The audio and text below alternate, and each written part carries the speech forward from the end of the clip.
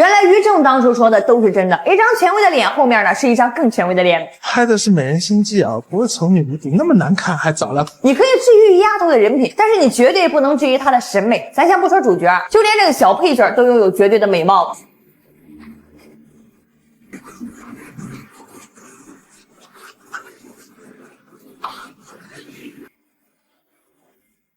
当年窦一房这个灵魂角色呀，他最初考虑过这个霍思燕，但是总觉得少了一点能够撑起一代王朝的大女主气场。最后呢，他决定去死磕已经过气很久的林心如。他觉得呢，林心如身上啊有一种那种既温柔又能黑化的潜质。事实证明，他赌对了。林心如啊演活了窦一房，从一个步步为营的细作宫女，到一个杀伐果断、不怒自威的掌权太后，这每一个阶段的眼神气场都拿捏的是死死的。这个角色呢，也让林心如啊迎来了事业的第二春。而更绝的是这个配角，当年这杨幂演莫雪缘的时候呢，已经是靠《仙剑3》大火的流量小花了，手里那全是女主剧本呢。于正找到她呢，让她来演一个戏份不算多的女配角。那杨幂一开始也是很犹豫啊，于正是怎么说服她呢？他说啊，你呢？我说一直演女一号，所有人的镜头都跟着你走，你得看看你身上还有一些什么不一样的地方。就这句话打动了杨幂，她接下了这个前期需要扮丑，后期是命运悲惨的角色。结果呢，莫雪艳成了无数观众心中最意难平的白月光。就这个角色呢，也为杨幂后来啊接下这个宫锁心玉，开启顶流之路埋下了伏笔。还有这个王丽坤一人分饰3角啊，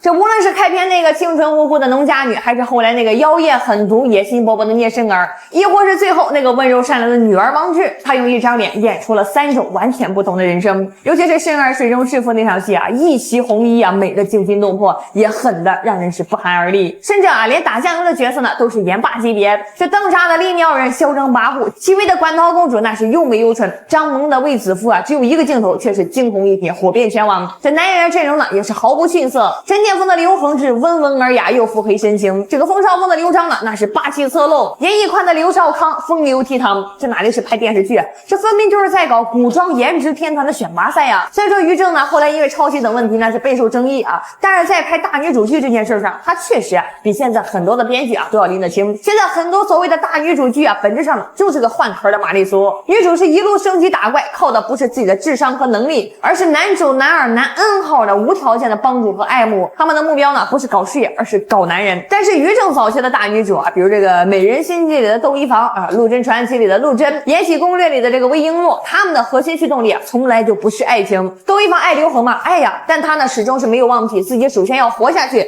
保护好自己的孩子，要在这个吃人的后宫里站稳脚跟。他的每一步呢都是算计，都是权衡。爱情呢只是他在这条必经路上偶尔可以停靠的港湾，但是绝对不是他的终点。这陆贞呢更是把事业脑贯彻到底，他进宫的目的啊是为了给父亲平反，是为了当上女官。面对男主高湛的深情，面对皇后权力的诱惑，他始终是坚守着自己的初心。那魏璎珞那就更不用说了啊，从入宫为姐姐复仇开始呢，他就带着一股子人不犯我，我不犯人，人若犯我，我必加倍奉还的狠劲儿。他的晋升之路靠的是一次次化解危机的能力，而不是皇帝的恩宠。你可能会说啊，这种反恋爱脑的大女主是不是太不近人情了？哎，不是的啊，要看懂于正大女主的爽点，你必须得把她和琼瑶阿姨笔下的女主你放在一起看。我们必须得承认啊，于正和琼瑶呢这两个看似是风格迥异的爆款制造机啊，其实呢共享着一个看成是老天爷赏饭吃的顶级天赋，那就是挑女演员的眼光那是毒辣到令人发指啊！你可以质疑他们的三观，可以吐槽他们的剧情狗血，但是你绝对不能质疑他们的审美。你看琼瑶啊，她的审美呢几乎是定义了好几个时代的美女标准，从空灵绝尘的林青霞到我见幽灵的刘雪华，再到灵气逼人的赵薇，她选出的穷女郎啊，每一个都美的是各有特色。那双会说话的眼睛里啊，仿佛藏着一整个故事。而于正呢也是如此啊，他能够看到紫薇哥哥林心如身上那份温柔之外的可以撑起一代王朝的坚韧，他能够看到当时还是甜美的杨幂身上那份属于刺客的清冷破碎的气质。后来呢，他更是敢赌，把宝压在当时名不见经传的圆脸的赵丽颖身上，才有了陆贞传奇的爆火；敢用长相并不符合主流审美的吴谨言去演延禧攻略，才有了魏璎珞这个现象级的角色。他们都太懂了什么样的脸是镜头会偏爱的，什么样的气质是观众会为之疯狂的。咱们说回剧情啊，这琼瑶剧的女主啊，核心价值观呢只有一个，那就是爱情至上。为了爱情，他们可以放弃一切，